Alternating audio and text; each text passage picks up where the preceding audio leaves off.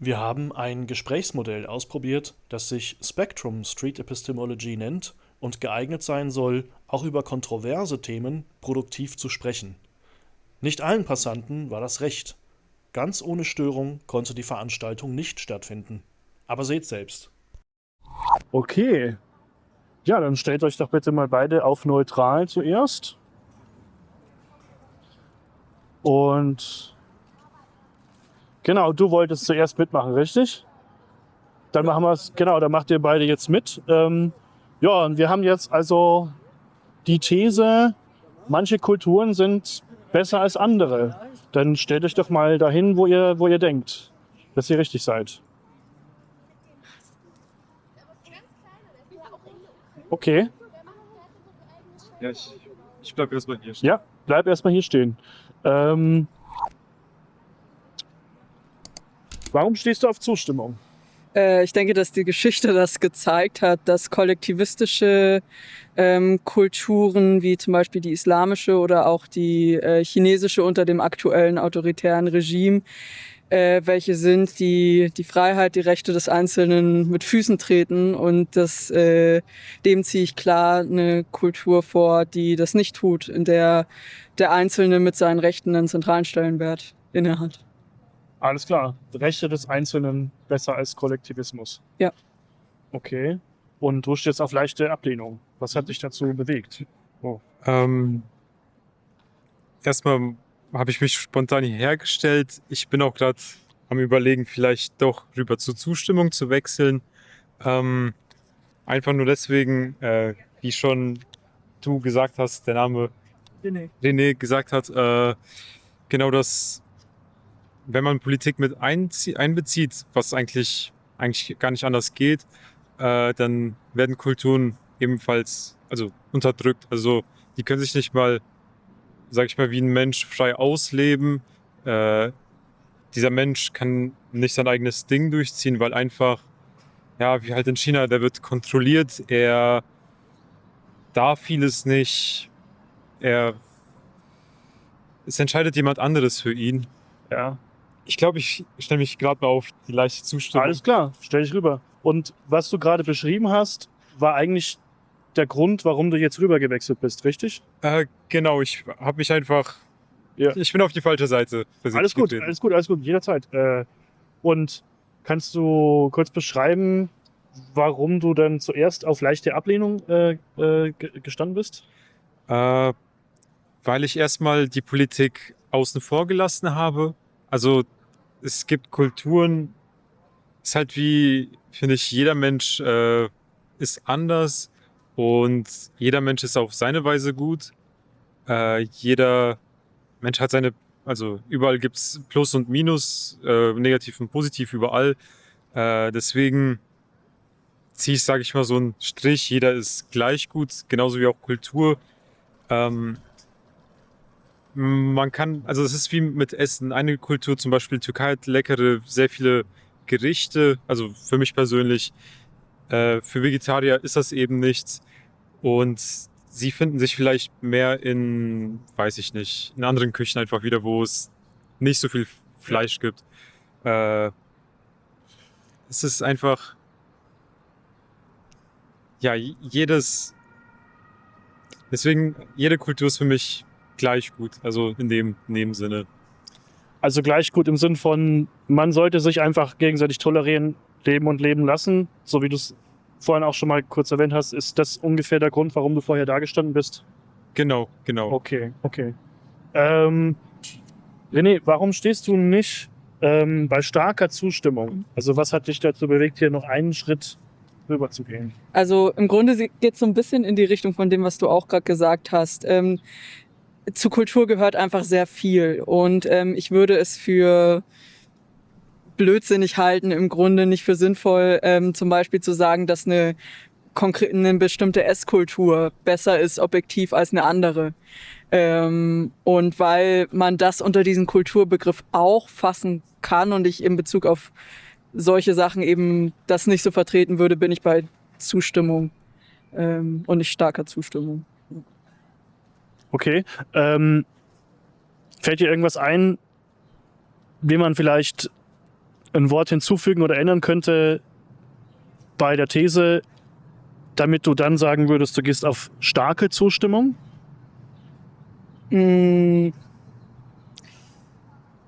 Also nicht ein konkretes Wort, aber wenn man es noch ein bisschen konkreter machen könnte in Richtung kollektivistische oder autoritär geprägte Kulturen sind schlechter als oder besser, je nachdem, wie man es dann wenden möchte, als individualistisch geprägte oder so. Ja, okay.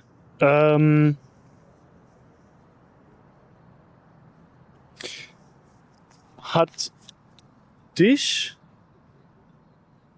als du vorhin rübergewechselt bist, ihre Begründung dazu gebracht? Ja, Du hast es dann gehört und dann hast du dir gedacht, jetzt wechselst du. genau. Oder? Also ich habe halt die Politik weggelassen. Für mich war das halt so wie ein einzelnes Thema für sich. Aber ist halt trotzdem, es fließt mit in die Kultur. Es ist ab und zu ist mehr Religion als Politik in der Kultur vertreten.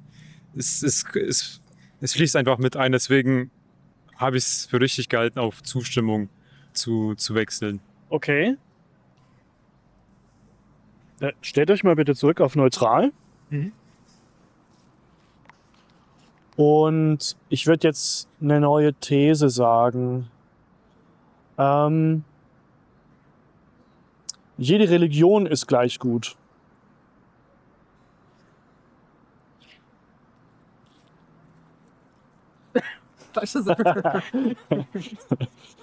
Okay, cool. Du bist bei starke Ablehnung. Jede Religion ist nicht gleich gut aus deiner Sicht. Warum? Generell, also ich bin kein religiöser Mensch. Vielleicht jemand, der sich sehr mit Religion, mit dem Islam beschäftigt, der wird das ganz anders sehen. Ja. Es ging einfach darum, genau, dass ich nicht religiös bin und für mich ist einfach Religion ist für mich einfach ein bisschen veraltet. Also Ja. für mich ist das einfach, ein Mensch hatte eine Idee und wollte das durchsetzen, was dann auch letztendlich funktioniert hat, durch vielleicht Kriege, also seine Interessen einfach durchsetzen, woran dann automatisch unbewusst die Leute mit so Gedanken nicht mal, sage ich, vielleicht nicht konfrontiert waren oder nicht mal drüber nachgedacht haben und einfach, die sind mit dieser Religion aufgewachsen. Für diese Leute war das schon wie das Atmen, wie das Zähneputzen. Die Religion ist, ich sage jetzt einfach Islam, keine Ahnung. Ja. Das Christentum ist ein Teil von mir. Das ist so, es gibt den Allah. Ich würde mal anders fragen. Wann ist eine Religion schlechter als eine andere?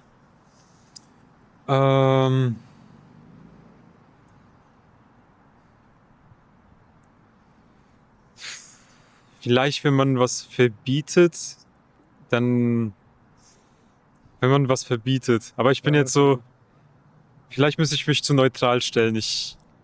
Weil ich einfach generell, wenn du wechseln musst? was Thema Religion angeht, das Klar, okay, alles gut. Okay. Wann ist eine Religion schlechter als eine andere? Ich würde sagen, wenn ein sich halten an die Gebote bzw. Verbote dieser Religion dazu führt, dass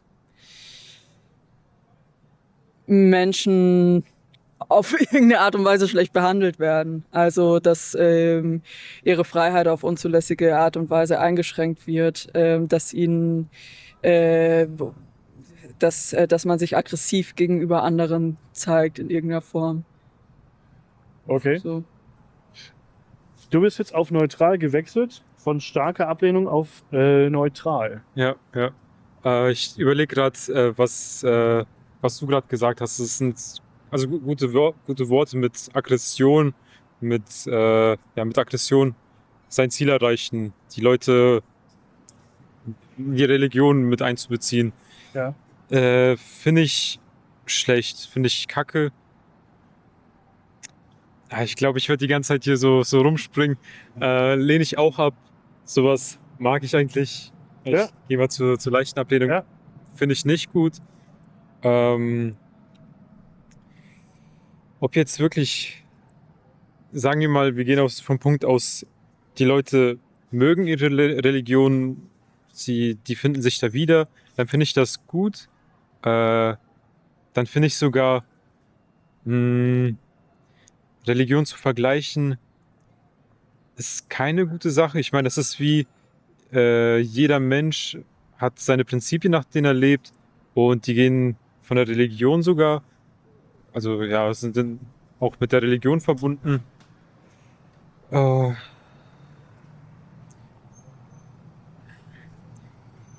Es ist ein schwieriges Thema. Schwieriges Thema auf jeden Fall. Ich habe jetzt gerade sehr viel. Ich merke es. Es sieht aber cool aus. Ich sehe richtig, wie dir die Gedanken durch den Kopf gehen. Also. Nee, gibt es irgendwas, was du hören könntest, wo du sagen würdest, oh, jetzt gehe ich auf starke Zustimmung, jetzt sehe ich ganz darüber. Da bin ich nicht so sehr. Ich bin nicht sehr im Thema drin, um Ja, darüber okay. zu urteilen. Aber ich finde halt auch, in jeder Religion kann man, denke ich, zu sich finden, also zu Gott, seine goldene Mitte finden, wie zum Beispiel in der Meditation oder wo auch immer, dass man da sich selbst findet. Ja. Ich gehe von aus. Ich weiß es nicht, aber ich gehe von aus. Und dass da jede Religion seine Stärken hat, seine ja, Also quasi, wenn es für die Person passt, dann passt's. genau. Ja, ich hätte noch einen. Ich variiere, weil ich kann mich jetzt zu. Ja, ich verstehe. Ja, gut. Ich hätte noch ein Thema. Wollt ihr euch noch einmal kurz auf neutral stellen? Ja, klar. Würde mich noch interessieren, wie ihr euch positioniert zu jedes politische System ist gleich gut. Ich muss da kurz Ja, denkt drüber nach. Ja. überlegen. Ich bin halt generell so ein Mensch, der braucht für seine. Ja, alles cool. Also, Ist das deine Meinung? wir spielen so eine Art Spiel. Ah ja. Seid ihr interessiert? Ich sag mich, warum du so problematische Positionen und Kommentare aushängst. Weil wir drüber sprechen. Okay. Magst du mitspielen? Also wir sind jetzt gerade im Spiel. Wir machen eine Aufnahme und versuchen rauszufinden, warum Leute die Überzeugungen haben, die sie haben. Okay, dann. Und dann finden wir das interessant und laden es auf YouTube hoch. Ah ja. Interesse? Nee, eigentlich nicht. Nee? Ich finde es eher ein bisschen schwierig, dass hier so Sachen hängen, die ich nicht richtig falsch finde. Ja. Wie Migrationsstärker kontrolliert werden und hier einfach so rumhängen. Da steht, Migration soll stärker kontrolliert werden und das findest du problematisch, ja? Ja, das sind rechte Positionen und auch Das sind in recht- Deutschland, das sind rechte Positionen, die normalisiert werden, die zu Ausgrenzungen führen und es ist problematisch, das in der Öffentlichkeit einfach so auszuhängen. Ach so, okay. Weil das wirkt, als wäre das normal. Aber es ist nicht normal, es ist scheiße. Nee, deswegen sind wir hier, um darüber zu reden. Genau. Ja. Also du kannst es alles, was da steht, total ablehnen. Das finden wir interessant. Wir wollen dann hören, was du drüber denkst. Ich glaube, ich fände es gut, wenn es markiert wäre, dass es nicht eine Meinungsäußerung ist, weil es wirkt, als wäre das quasi gerade so eine Art Kundgebung, in der du diese Position vertrittst. Okay. Wie würdest du das kennzeichnen, wenn du es jetzt machen könntest? Du könntest deine Friedeinladung hier auslegen und markieren, dass das eine kontroverse Position, über die du diskutieren willst. Okay. Hast du Lust, mitzudiskutieren? Oder ist es keine Diskussion, es ist ein Gespräch, ne? Es ist ein Erklären von Gründen, die man hat. Hast du Interesse? Nee, eigentlich nicht. Magst du zuschauen? Nee, eigentlich auch nicht. Okay, dann schönen Tag noch. Tschüss. Die Frage war politische. Genau. Jedes politische System ist gleich gut. So rum hatte ich es formuliert, ne? Ja. Ja.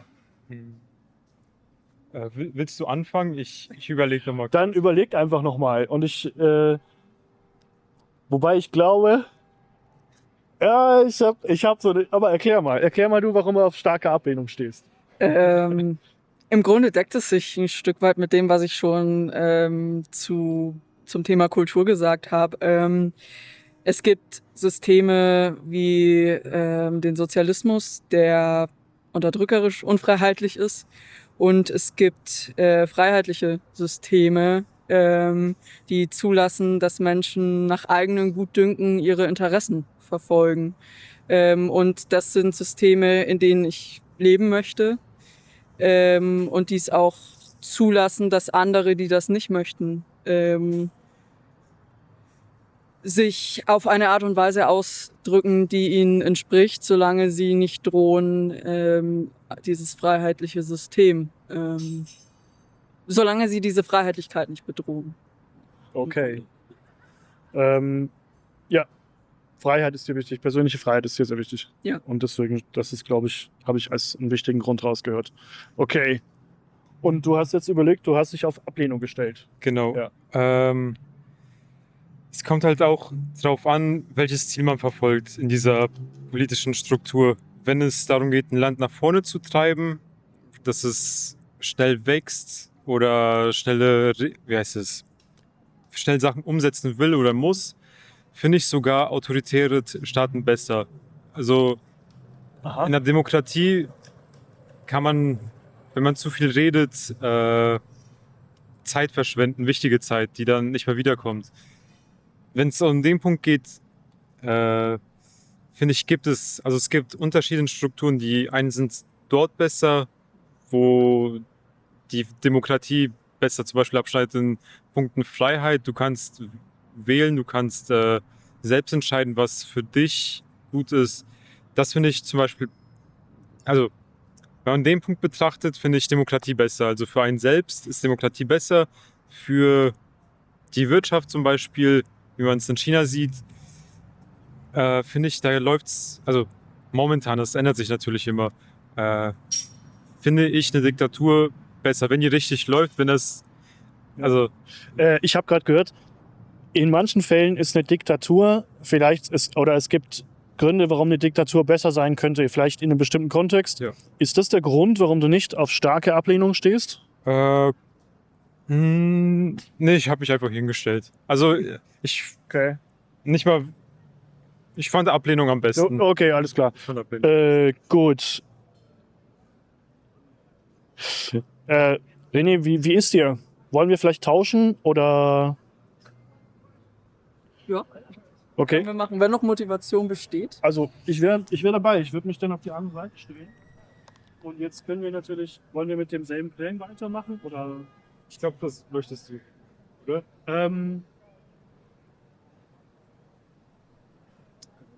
Ja, okay. Gut, also nochmal, jedes politische System ist gleich gut. Ja, da bin ich am Start. Was ist dein Hauptgrund dafür? Ja, was du eigentlich auch schon gesagt hast. Also wenn man halt irgendwie ein System hat, was Leute unterdrückt und schlecht behandelt, ohne guten Grund, dann halte ich das für einfach schlechter als was anderes. Und ich denke, selbst wenn man andere Werte hätte, die dem zugrunde liegen, würde man auch sagen, dass wenn mein Hauptwert wäre, dass ein politisches System islamisch sein muss, was nicht mein Wert ist, dann würde ich ja auch sagen, dieses System ist besser als jenes. Also irgendwelche Werte hat man immer und deswegen findet eigentlich jeder ein politisches System besser als ein anderes, glaube ich. Gäbe es was du erfahren könntest, was dich zumindest weiter in diese Richtung bewegen würde? Vielleicht, wenn die Menschen in einem politischen System, was ich für sehr schlecht halte, so geprägt sind von diesem politischen System, dass es ihnen egal ist oder dass sie das 100%ig gut finden, dann würde ich vielleicht sagen, tja, vielleicht ist es für die Menschen dann richtig. Dann würde ich mich ein Stück bewegen. Ja, also wenn sozusagen die Menschen, verstehe ich das richtig, sich so an das System gewöhnt hätten, dass es für sie in Ordnung ist. Auch wenn dieses System in irgendeiner Form nicht freiheitlich unterdrückerisch ist. Ja, dann würde ich mich vielleicht ein kleines Stück bewegen, aber kein sehr großes. Ja. Ich würde dir noch dieselbe Frage stellen. Gäbe es irgendwas, was du irgendwie erfahren könntest oder was dir jemand sagen könnte, was dich weiter in diese Richtung bringen könnte? Vielleicht irgendwas Neues, was ich nicht weiß, bestimmt.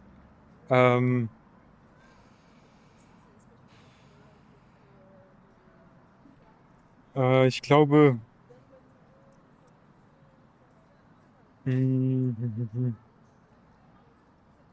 ja, vielleicht, wenn ich nochmal die Meinung oder eine neue Meinung, wie gesagt, höre, dann könnte ich mich nochmal in eine neue Richtung bewegen. Ja, genau. Okay, ich würde noch eine letzte These machen, wenn ihr nochmal beide auf neutral geht, zum Abschluss. Um nochmal zum Thema Kultur zu kommen, was ja das ursprüngliche war. Multikulturalismus ist eine gute Sache. So wie jetzt in Deutschland einfach verschiedene Kulturen in einer Nation, also multikulturell oder. Wie du Multikulturalismus verstehst, genau.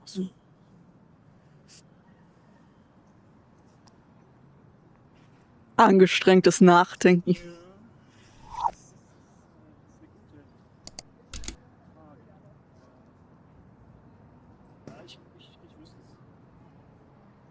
Entscheide du zuerst, ich will dich nicht mehr mitnehmen. Okay.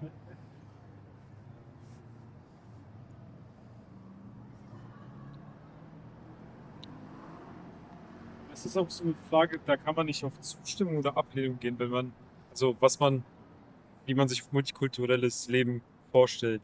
Ist ja so eine allgemeine Frage jetzt. Vielleicht mach's einfach so, wie du Multikulturalismus verstehst. Und René wird dich bestimmt gleich fragen, wie du es verstehst. Okay, oder so. Oder so. Ja. Aber dann gehe ich jetzt mal.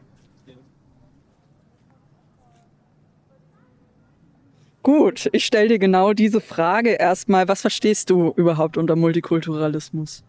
Ja, wie gesagt, dass verschiedene Kulturen in einem Land leben, konfrontiert sind, ja, wie jetzt hier in Deutschland eben, ja, mit verschiedenen Ansichten, mit verschiedenen, weiß ich, Gewohnheiten, Religion. Das ist für mich multikultureller Alltag sogar, würde ich irgendwo sagen. Ja. Was ist dein Hauptgrund, warum du auf leichte Zustimmung bist, dabei, dass das eine gute Sache ist? Weil man immer was dazulernen kann, egal in welcher Position oder ja, man kann immer was dazulernen. Ich bin nicht auf starke Zustimmung, weil es doch zu Konflikten immer kommt. Also hier in Deutschland zumindest, nicht immer, aber oft.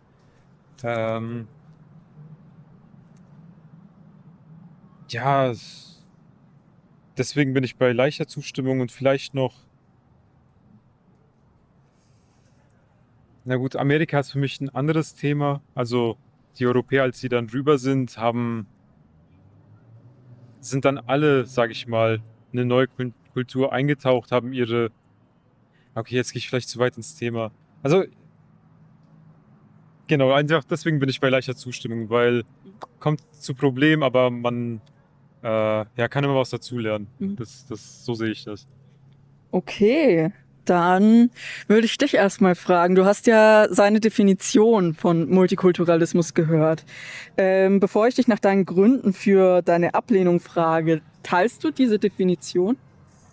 Ungefähr. Also ich würde vielleicht noch mehr betonen, dass Multikulturalismus halt auch bedeutet, dass in einer Personengruppe, also zum Beispiel in einem Land, mehrere Kulturen nebeneinander her existieren, die sich sehr wenig miteinander austauschen und große Widersprüche gegeneinander haben. Also das stelle ich mir darunter vor. Ja. Mhm. Also so ein starkes Nebeneinander und keine, ich weiß nicht, kann man das sagen, kein Austausch, keine Mischung unter den Kulturen? Ja, richtig, genau. Mhm. Also sowas wie, also noch härter als Multikulturalismus wäre dann sowas wie Parallelgesellschaften. Mhm. Aber es geht schon in die Richtung, genau. Ja. Was ist dein Hauptgrund, warum du das nicht gut findest? Keine gute Sache. Ich musste halt an Islam und zum Beispiel Lesben und Schwule denken und die Tatsache, dass sich das einfach nicht verträgt, weil für den Islam einfach Homosexualität verboten ist, wie wir auch schon immer wieder mal gehört haben im Gespräch mit Muslimen. Und ich sehe halt nicht, wie das nebeneinander her existieren kann, ohne dass es zu heftigen Konflikten führt. Und ich finde, da muss es irgendwann eine Verständigung geben. Und das geht halt nicht mit Multikulturalismus, wie ich ihn verstehe. Dann würde ich vielleicht dich nochmal fragen, du hast gehört, was er gesagt hat. Hat er irgendwas gesagt, was dich in irgendeine Richtung, was irgendwas an deiner Position verändern würde? Dass ich nur noch mehr springen möchte, was die Position angeht. Also kommt auf dieses Thema gibt es ja verschiedene Meinungen und verschiedene Bereiche. Bei jedem Bereich sehe ich das anders. Deswegen ist es für mich immer schwer, an einem Punkt, bei einer Aussage zu bleiben. Was jetzt Parallelgesellschaften angeht, stimme ich natürlich auch zu. Die einen wollen sich gar nicht, integrieren. Die möchten das einfach nicht. Warum auch immer. Das sind so Probleme, die einen mit sich bringen. Natürlich. So ungefähr. Gut. Ja, ich glaube, wir haben so die wesentlichen Argumente. Gibt's noch was einer von euch sagen möchte zu irgendwas, zu dem wir jetzt gesprochen haben? Ich finde, Multikultur ist trotzdem etwas, wo man immer aus sich herauskommen kann. Man sieht nicht nur immer dasselbe.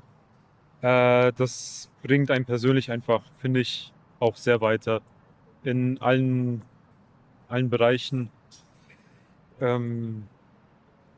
Vielleicht hast du irgendwo Hemmungen in dieser Kultur. Das ist normal, Sachen nicht anzusprechen, über, keine Ahnung, Emotionen zu reden. In der anderen Gesellschaft macht man das viel mehr. Den Menschen geht's besser. Dafür haben wiederum die Kultur, wo man nicht über Emotionen spricht, andere Vorteile. Also man kann halt immer voneinander lernen. Was sogar Klamotten angeht, was alles angeht. Ich finde, hat auch gute Seiten. Hat auch gute Seiten auf jeden Fall. Also so das Voneinander lernen können als große Chance, wenn ich das richtig verstehe. Ja, auf jeden Fall. Man kann sich auch vieles Schlechte abgucken natürlich. Man kann ja auch sonst wo landen, bei den falschen Kreisen. Kann so als auch gut, als auch schlecht. Aber mehr gut ist dabei auf jeden Fall, mehr Positives. Okay. Möchtest du noch was sagen oder passt das für dich? Ganz kurz, ich glaube, ich stimme dir zu. Meine Definition von Multikulturalismus ist, glaube ich, nur ein bisschen anders. Ich glaube, das ist eigentlich der Hauptunterschied. Vielleicht. Oder ein wichtiger Unterschied. Weil ich so ein bisschen diese Trennung davon sehe und dieses Fehlen von Austausch. Das gehört für mich zum Multikulturalismus dazu. Ja, ne? Eine Definitionsfrage. Okay. Gut, ja, dann würde ich sagen, war es ein konstruktives Gespräch. Ich hoffe, ihr seht das genauso. Und ja, würde mich bedanken. Wenn ihr mehr solcher Inhalte sehen wollt, liked, kommentiert und abonniert den Kanal. Eure Interaktion motiviert uns weiterzumachen.